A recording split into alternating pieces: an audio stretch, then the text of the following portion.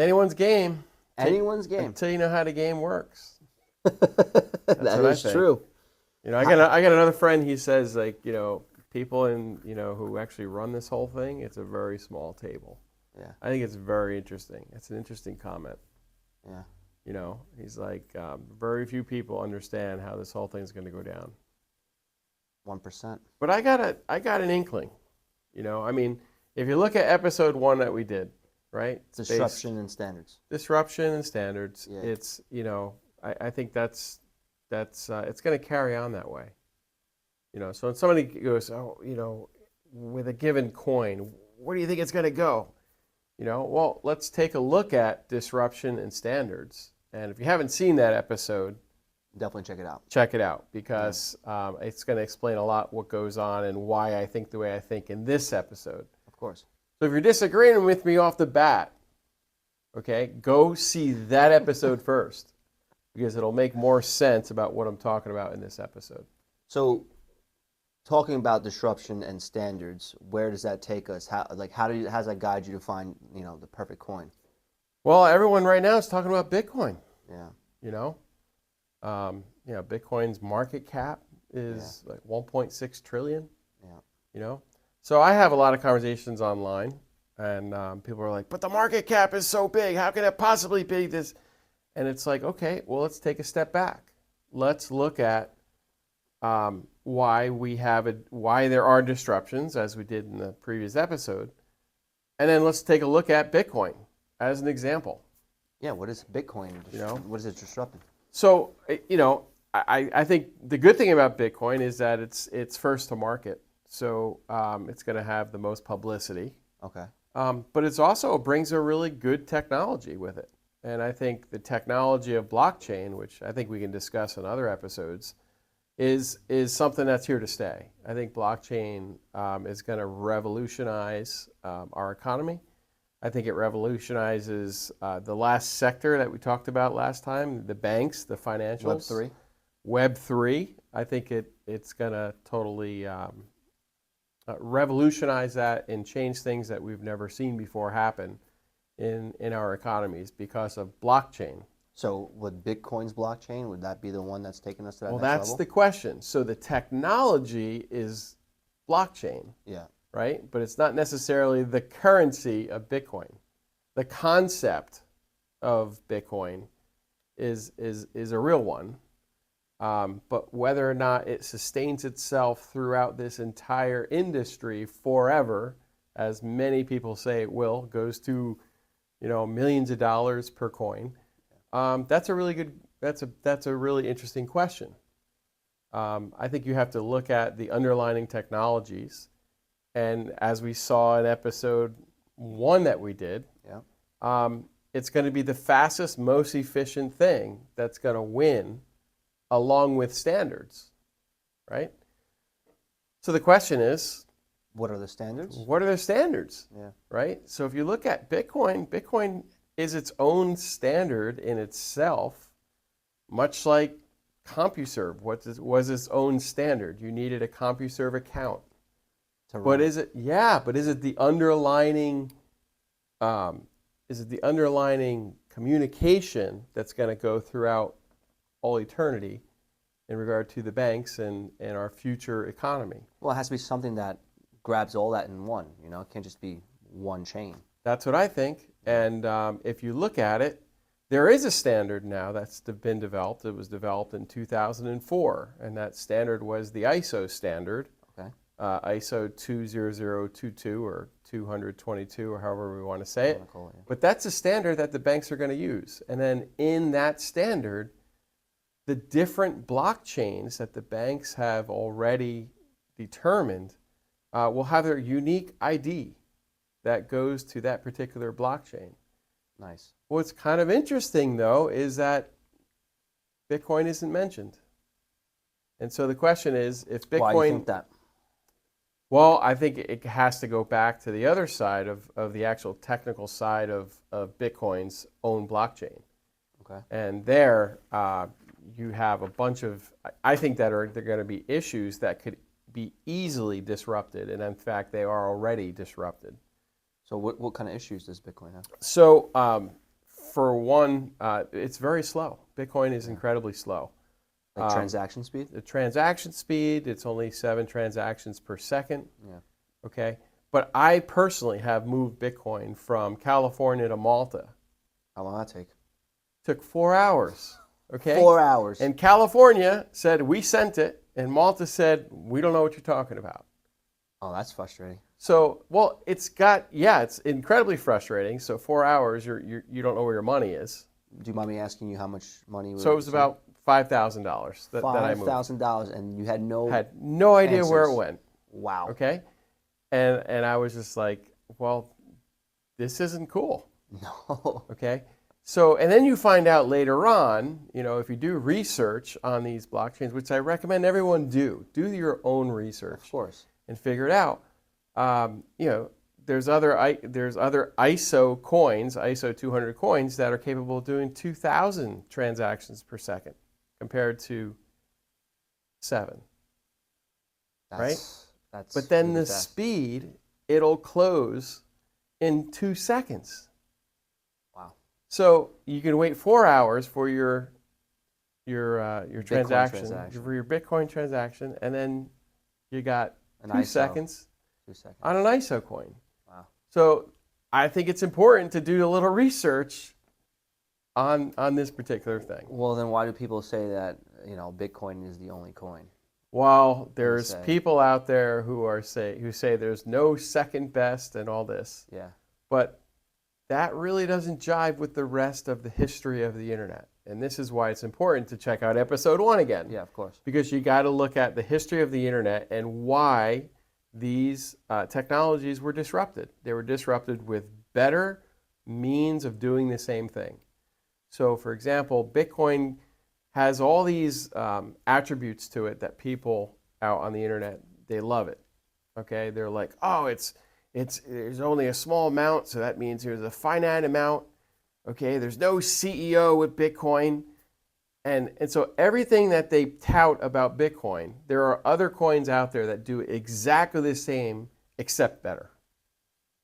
And so while Bitcoin didn't really disrupt anything, which is actually another conversation that we can have about disruption, Bitcoin is ripe for disruption with the other ISO coins that come with a standard and with speed.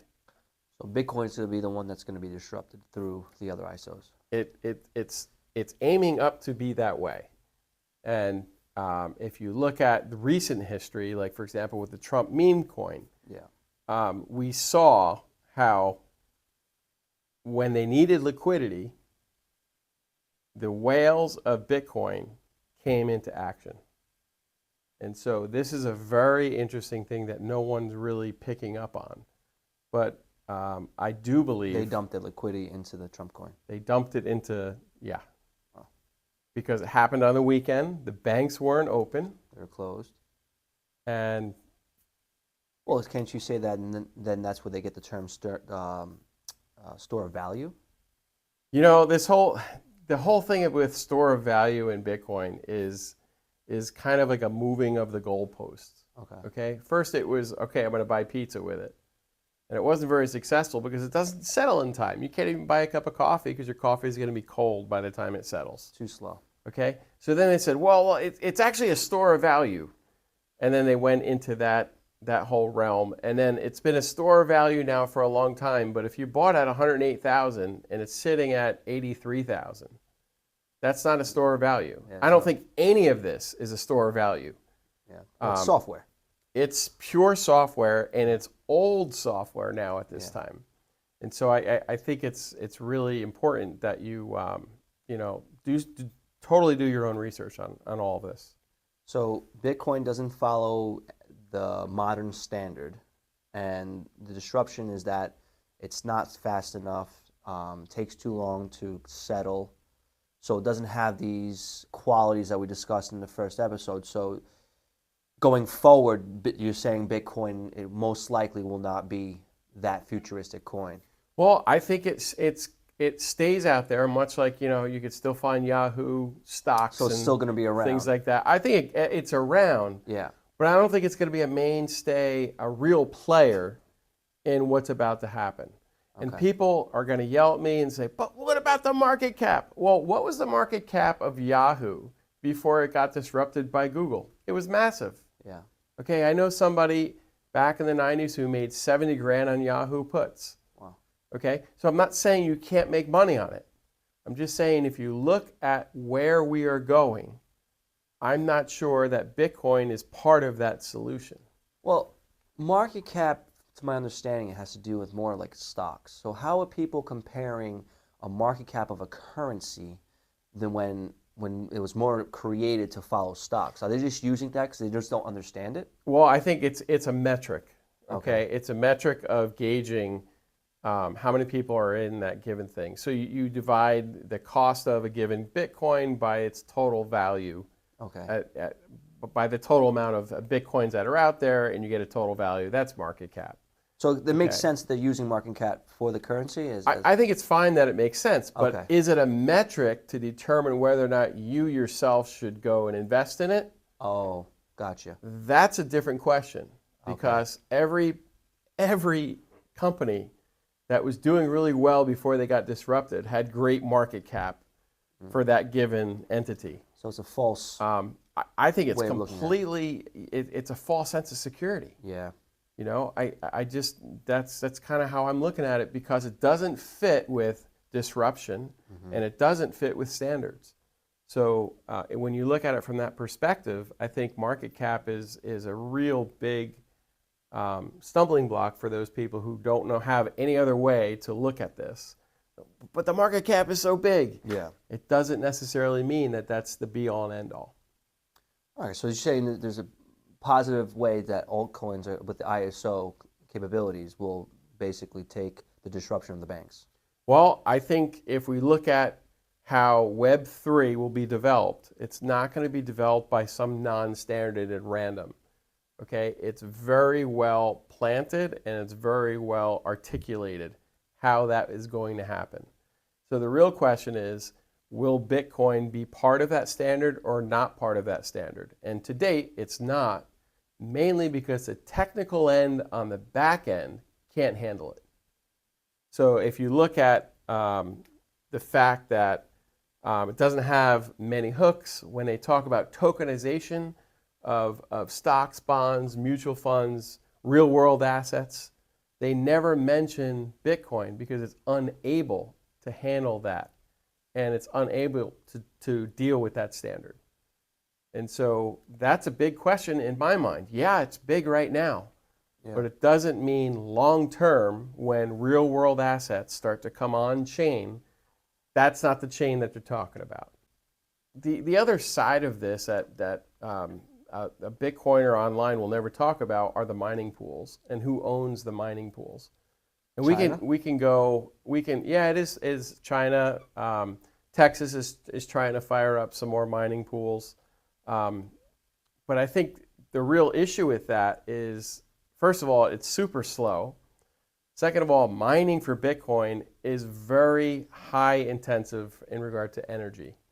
So if you're a green person and you want to invest in the future, I'm not convinced that Bitcoin is your choice, because it's horribly, it's not green. I don't know. I looked online. I heard that like the China mining, like a lot of blackouts happen. I guess they're running all this energy.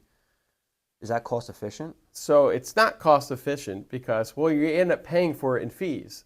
That's where they get you. That's where they get you. So what's interesting is the cheaper that Bitcoin becomes, the more fees are obtained because you're moving more Bitcoins. Gotcha. That's why it has to be such a high So that's why it price. has to be so high in order for it to be somewhat feasible. But I would render a guess that the vast majority of people have never really used their Bitcoin. They bought it, they keep it on an exchange, or they might bring it down to an air-gapped wallet. Yeah. But for the most part, they're not using it. Like, they're not paying people because it takes too long for that to occur. So, It's a lot of manipulation with this Bitcoin. well, that's the other question. Without utility, you get manipulation, and so you're seeing that happen. I mean, there was a couple of years ago, there was a Wyckoff event that fit exactly what the Wyckoff event was. You can overlay a Wyckoff event on a graph, and you can apply it directly to the Bitcoin blockchain. What is a white coat? So a Wyckoff event is it's complete manipulation. Okay. So they make it go really high, The whales. and then they dump it, and then all the retailers scoot out, then they scoop up more and do the same thing all over again. And that was from the 1930s. The first Wyckoff event was a guy whose last name was Wyckoff, and he figured it out. That's what was going on in the stock market at the time. So Sounds like, I don't know, call it what it is. It sounds like a Ponzi scheme to me. you know, there's a lot of people who call it a Ponzi scheme, and people get all bent out of shape. Yeah. But you know, at the end of the day, let's just say Bitcoin does go to $1 million, goes to $1 million for Bitcoin. So now you got $1 million Bitcoin. Now what? No one's using it. Yeah. You're just simply the last bag holder. You just want some other guy to buy your bag Yeah. at a So- 1 million so- point two. Yeah. Made some money. Made some money. Now he's holding it for Now he's holding 1.2. it, yeah. Now Because what? there's no utility for it. There's no utility aside from like, oh, we got an ETF. Well, ETFs are a double-edged sword, you know, as well as they're good for inbound, but they're also really bad when they go outbound. Yeah. And, you know, I just think that if you don't have a standard and you don't have good quality, high-speed reasons to use the coin, you're going to find yourself in trouble. So basically, the Bitcoin blockchain doesn't follow the standards that we discussed in episode 1. As for disruption, we've realized that there wasn't really anything that was disrupted since it came out. I mean, sort of the banks a little bit, right? Just a little bit. But the banks are still here. They're still doing their thing. But I don't see Bitcoin really shaking anything up. Am I wrong, or did it? I don't think you're wrong. I haven't seen any major disruption. Yeah. There's tons of talk, but that doesn't make it disruption. And I think you're 100% right. I think the disruption is yet to come. And the good thing that Bitcoin did was expose the world to the technology of blockchain.